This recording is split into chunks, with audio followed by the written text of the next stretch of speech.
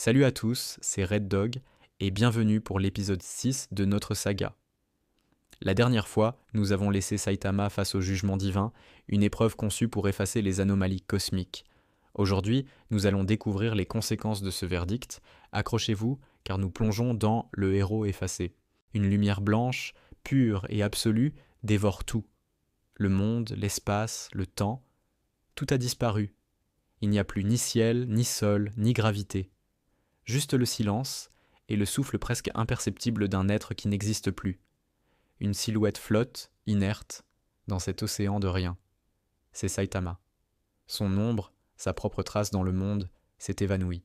Autour de lui, comme des étoiles mourantes, des éclats de souvenirs se mettent à flotter. Le visage déterminé de Genos, les sourires complices de King, la sagesse de Bang, la moue boudeuse de Tatsumaki. L'image fugace d'une salle d'entraînement poussiéreuse où tout a commencé. Dans ce vide infini, une pensée traverse l'esprit de Saitama, calme, presque détaché. C'est donc ça, disparaître, pas si différent que d'exister en fait. Une à une, les images de sa vie se brisent, se dissolvent dans la lumière aveuglante. Le héros qui n'avait jamais perdu vient d'être oublié par l'univers. Loin de ce néant, dans un plan d'existence supérieure, les dieux observent la scène sur un écran d'énergie cosmique. Chrona, la gardienne du temps, annonce d'une voix solennelle « L'effacement est complet, l'équilibre est restauré ». Mais Solar, le dieu de la lumière, fixe le vide avec une étrange inquiétude. Pourtant, pourquoi ce silence me paraît-il si lourd ? Aion, le plus ancien et le plus sage, reste imperturbable. « Le vide n'efface pas », dit-il d'une voix grave. Mais il attend. Au même instant, une vibration subtile mais puissante secoue le palais divin, faisant trembler les piliers de la réalité elle-même. Retournons dans le néant. Là où il n'y avait rien, une infime fissure de lumière apparaît. Derrière cette brèche, deux yeux s'ouvrent, c'est l'ombre de Saitama, mais elle n'est plus une silhouette informe. Elle est stable, définie, une copie parfaite de son créateur. « Il m'a rejeté », murmure-t-elle, sa voix résonnant dans le vide. Mais il m'a laissé sa volonté. L'ombre tend la main, et la lumière immatérielle qui l'entoure commence à se condenser, à devenir matière. L'absence commence à se souvenir d'elle-même. Un battement, puis un autre, comme un cœur qui se reforme à partir de rien.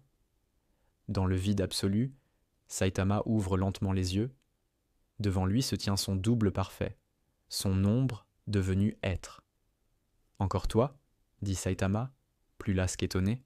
« J'ai cru qu'on en avait fini. » L'ombre secoue la tête.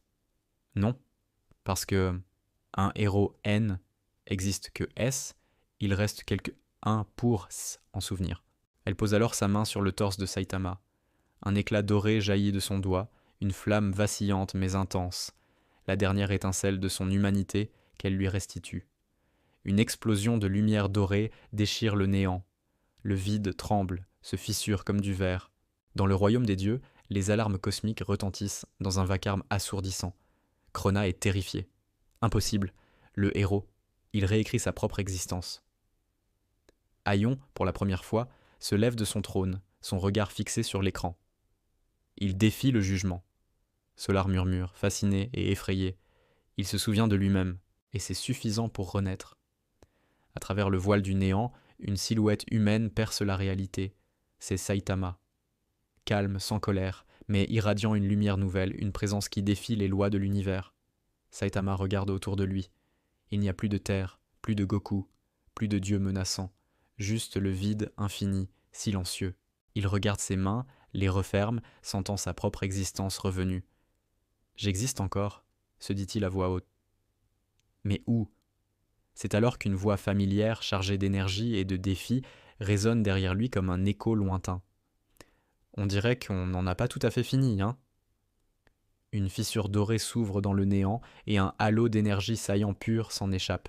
La suite ? Ce sera dans l'épisode 7, le retour des deux mondes. Comment Saitama et Goku vont-ils se retrouver ? Et quel monde vont-ils reconstruire ? Dites-moi vos théories dans les commentaires. Merci de m'avoir écouté. N'oubliez pas de liker, de vous abonner et d'activer la cloche pour ne rien manquer. C'était Red Dog, à très bientôt pour la suite de l'aventure.